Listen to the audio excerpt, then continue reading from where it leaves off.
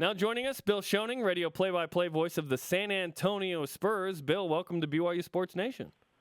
I'm just very impressed that you guys are talking about the Midland Rockhounds and the Corpus Christi Hooks there on your show. That's pretty impressive. Oh, it's huge. That's what we do. They're former BYU Cougars scattered throughout the minor leagues, but yeah, we got a couple guys. Oh, that's okay. You're tracking former BYU Cougars. Yeah. I wasn't quite sure why people cared about the Corpus Christi Hooks there in Provo. We're huge on the Rockhounds and the Hooks, man. We just mentioned it, you know.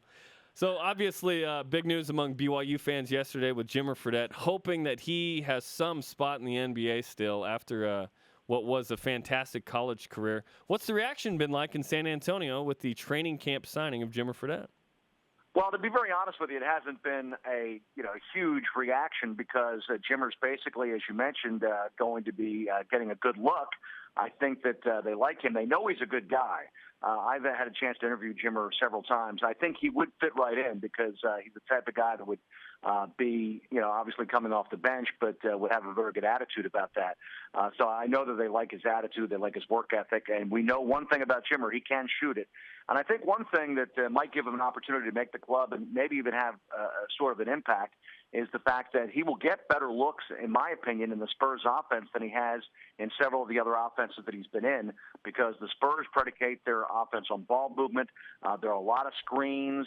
We know that Jimmer is very good off the dribble, and I think that he'll have some good looks in the Spurs system. So I'm sure they're going to take a good, hard, long look at him and see if they can if they can make him a guy that will be able to contribute down the line.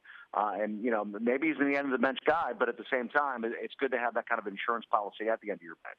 Bill, do you think that Jimmer could actually make a spot on the roster? I do. I really do. I think that they'll give him every opportunity. They're going to take a look at him. They wouldn't bring him in otherwise. And again, as I mentioned, I think that he's the type of player that could be used as a backup point guard. He could be a two guard. I think he can play either spot.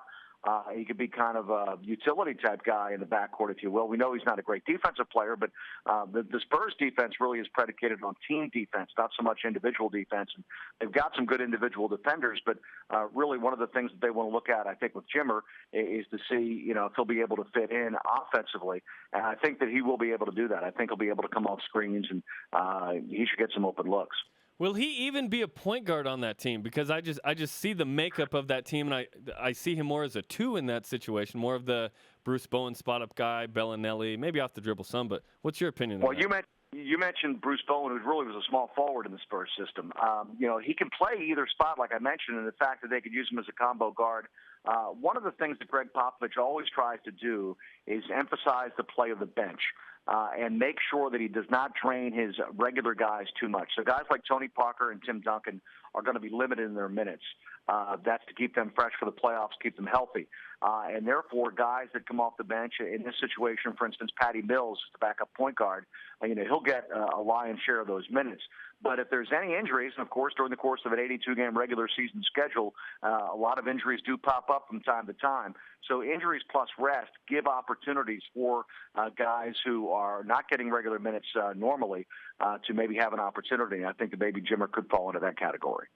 Bill, who are Jimmer's primary competitors for getting on this roster? Well, you got right now Tony Parker and Patty Mills are your point guard, your backup point guard. They just got Ray McCallum from the Sacramento Kings. I think Ray is going to play a role in this ball club. And like Patty and like Jimmer, as a matter of fact, I think that Ray can play both the point and the two. I think he's probably more of a true two guard, although he did play some point last year with Sacramento. Danny Green obviously is the starter at the two guard spot. Marco Bellinelli is no longer there, so there are some minutes there. Marco could play the two or the three. Manu Ginobili is back, and he's the main backup two guard. So he'd be in that mix right there with those ones and twos. Bill Schoening, San Antonio Spurs play-by-play voice, is on BYU Sports Nation. The core three are back for the Spurs. Obviously, huge offseason re-signings of Leonard and Green, and obviously Aldridge. And then David West made news with, hey, I want to play with the Spurs. I'm going to take 10 or 11 million bucks less. If Jimmer makes the team, how does he fit into this group, in your opinion? Well, I think that he's a guy that will be a great attitude guy. Like I said, I've had the opportunity to interview Jimmer several times, and I really was impressed with his attitude. And he hasn't played a major role in a lot of these teams that he's been with, and I doubt very much that he'd play a major role in the Spurs, but he doesn't need to. He just needs to be that guy who stays ready. Pop always tells his bench guys to stay ready and be ready because you never know when an opportunity is going to come up where you got to come in. Somebody turns an ankle, and all of a sudden you're getting 15, 20 minutes a game, and you're going to be relied upon. So, he'll have to stay ready if he makes the team, and I think that he'll be a guy who can come in and maybe provide some offense for them for sure because, we know about his range.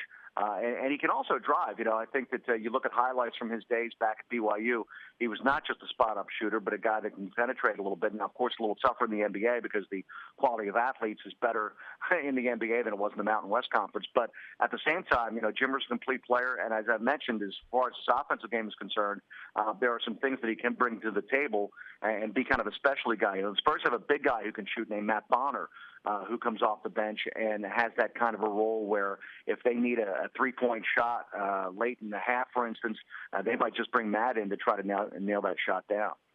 Bill, you mentioned earlier that the Spurs defensively play as a unit, more as a team than individual defense. What do you think Greg Popovich's expectation of Jimmer defense will be? Well, I think that one of the things you want to do, if you've got a guy who doesn't have reputations of being a great defender, is make sure that you have him out on the floor with other guys who can defend. And also, the Spurs lately have been playing a little bit more zone defense. And that's for a couple of reasons. One, I think it gives your defense a little bit of a rest late in games. And also, it changes up the strategy. So a team coming out of a timeout, coming out of a break, gets a different look. You're not seeing the same looks all the time. That's one of the things that Pop tries to do on the defensive end. He'll switch guys. Like, for instance, when they play the Mavericks, it's not always one guy on Dirk Nowitzki. They'll play 4 or 5 different guys on Dirk Nowitzki just to change things up. That's why they play zone from time to time, just to change things up. So I would imagine that Jimmer would be part of that team defense that we talked about earlier. Voice of the San Antonio Spurs, Bill Schoening, is on BYU Sports Nation. You mentioned that the Spurs are going to give Jimmer better looks than he had with some other teams. My thought with this, and before he came on and you validated that, was this may be Jimmer's last shot in the NBA in terms of opportunity with a team that might find the right role for him. Do you think that if it doesn't work with the Spurs that he might be in Europe, or is this one of several opportunities maybe in the future? Well, when I said better looks, I meant better looks at the basket. I didn't necessarily mean better looks to make the roster because obviously he's been part of some other ball clubs like New Orleans, like Chicago and Sacramento. But I think Jimmer's still pretty young, right? I mean, he's probably just in his mid-20s or maybe 26, 27 years old. So I think he still has, basketball left in him, whether that's in the NBA as a role player or, I guess if he doesn't make the roster, he would have to make that decision whether he wants to go overseas or not. But he's a guy who can still play basketball at the professional level. He's probably got a lot of basketball left in him. So, but I would not be surprised at all, guys, to see Jimmer make this roster. I really wouldn't because I think that he's the type of guy who will ingratiate himself to Greg Popovich and the coaching staff with his work ethic and with his attitude. And that's the hope. That's absolutely the hope that Jimmer Fredette makes the Spurs because we want to see him in the playoffs and do something meaningful, and that's going to happen with the Spurs. The Spurs won the Summer League championship. We were paying attention to former BYU Cougar Brandon Davies on that team. Does Brandon have any shot at a camp invite? He may. I'm not sure exactly how they're going to handle their camp invites. They're pretty much set on the regular roster right now.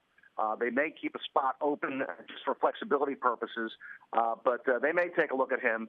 But and what he did in the Summer League may allow him to also get a look from another team. One of the things that the Spurs try to do is if they've got a guy who's played well and might not have a roster spot for them, they'll contact other clubs because they've got a lot of former coaches around the league working for other clubs and say, hey, you might want to take a look at this guy. We don't have a spot for him, but he played pretty well for us at times. So that could be the situation as well.